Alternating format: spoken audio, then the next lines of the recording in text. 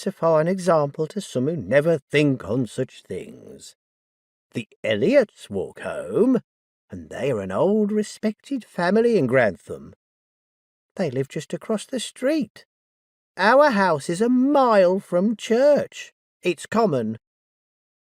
Luke, the younger of two boys, shot a look at his mother which said it wasn't the walking that made them common, from which Mrs. Morley instantly turned in favour of her elder son. Already at 20, Stephen was a model of elegance and decorum.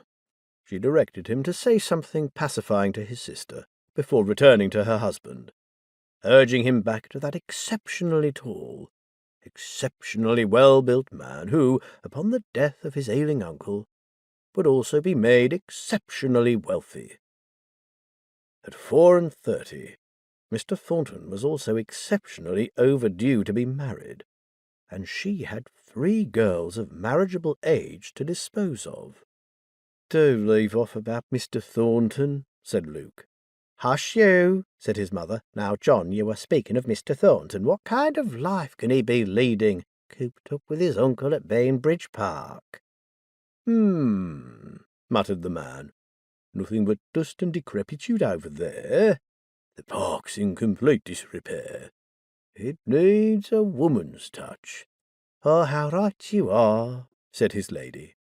"Only think what that splendid old park might be, with only a woman's touch."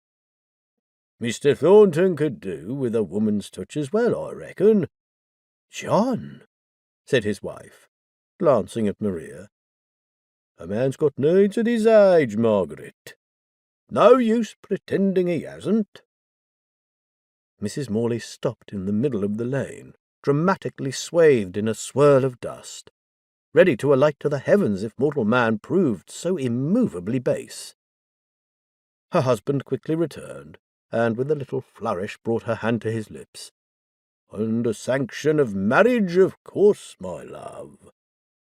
Then, a touch rakishly, he whispered, "I reckon our Mr. Thornton needs his own dear guinea, just like I got." Going all over crimson, Margaret said, "Oh, Sir Lancelot!" "Oh, Christ!" muttered Luke, going equally crimson. "Hush you," said his mother. "Your father is a prince to wish Mr. Thornton as happy as he is himself. Now, darling, you were saying—"